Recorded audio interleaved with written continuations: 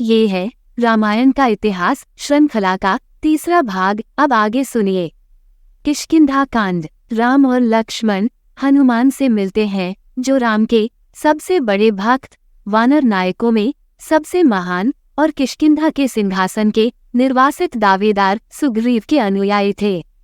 राम सुग्रीव से मित्रता करते हैं और उसके बड़े भाई बाली को मारकर उसकी मदद करते हैं और इस प्रकार किष्किंधा राज्य को पुनः प्राप्त करते हैं। बदले में राम को सीता को वापस लाने में मदद करते हैं।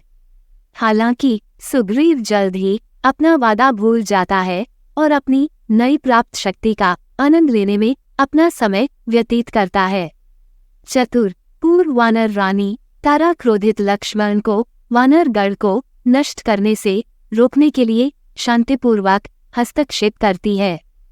फिर वह सुग्रीव को अपनी प्रतिज्ञा का सम्मान करने के लिए समझाती है। फिर सुग्रीव ने पृथ्वी के चारों कोनों में खोज दल भेजे, लेकिन उत्तर, पूर्व और पश्चिम से सफलता के बिना लौट आए। अंगद और हनुमान के नेतृत्व में दक्षिणी खोज दल को संपाति जटायु के बड़े भाई नामक गिद्ध से पता चला कि सीता को लंका ले जाया गया था। सुंदरकांड। सुंदरकांड वाल्मीकि की रामायण का हृदय है और इसमें हनुमान की वीरता का विस्तृत जीवंत विवरण शामिल है। सीता के बारे में जानने के बाद हनुमान एक विशाल रूप धारण करते हैं और समुद्र पार करके लंका की ओर एक विशाल छलांग लगाते हैं। रास्ते में उसे कई चुनौतियों का सामना करना पड़ता है, जैसे एक गंधर्व कन्या का सामना करना जो उसकी क्षमताओं का परीक्षण करने के लिए एक राक्षस के रूप में आती है। उनका सामना मैनक नामक पर्वत से होता है, जो हनुमान की सहायता करता है और उन्हें आराम देता है। हनुमान ने मना कर दिया क्योंकि सीता की खोज पूरी करने में बहुत कम समय बचा है। लंका में प्रवेश करने के बाद उसे एक राक्षसी लंकिनी मिलती है, जो पूरी लंका की रक्षा करती है। लंका में प्रवेश करने के लिए हनुमान उससे युद्ध करते हैं और उसे अपने अधीन कर लेते हैं।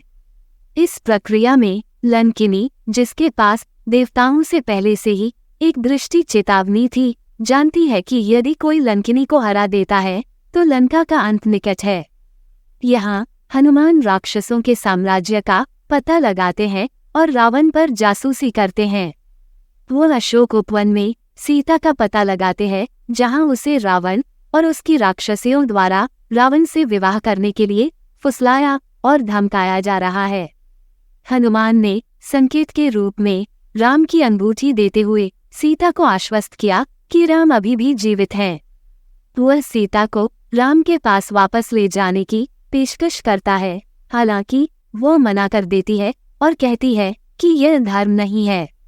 ये कहते हुए कि अगर हनुमान उसे राम के पास ले जाते हैं तो रामायण का कोई महत्व नहीं होगा। जब राम वहां नहीं थे तो रावण सीता को जबरन ले गया, और जब रावण वहां नहीं था तो हनुमान सीता को वापस राम के पास ले गए। वह कहती है कि राम को स्वयं आकर उसके अपहरण के अपमान का बदला लेना होगा।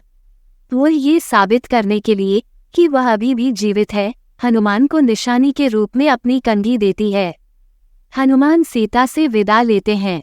इससे पहले कि वह राम के पास वापस जाने के लिए लंका छोड़े और उन्हें सीता के स्थान और केवल उनके द्वारा बचाए जाने की इच्छा के बारे में बताए, उन्होंने नौलखा बाग और इमारतों में पेड़ों को नष्ट करके और रावण के योद्धाओं को मारकर लंका में तबाही मचाने का फैसला किया। वह स्वयं को पकड़कर रावण को सौंपने की अनुमति देता है। वह रावण को सीता को मुक्त करने का साहसिक उपदेश देते हैं। उसकी निंदा की जाती है और उसकी पूंछ में आग लगा दी जाती है, लेकिन वह अपने बंधनों से बच जाता है और एक छत से दूसरी छत तक छलांग लगाता है, रावण के गढ़ में आग लगा देता है और द्वीप से वापस विशाल छलांग लगाता है। हर्षित खोज दल समाचार के साथ किष्किंधा लौट आया। ये था रामायण का इतिहास श्रृंखला का तीसरा भाग। अधिक जानकारी के लिए अगले भाग अवश्य देखें। धन्यवाद। आप देख रहे थे गॉड ब्लेस टीवी हिंदी। हमारे साथ जुड़ने के लिए सब्सक्राइब अवश्य करें।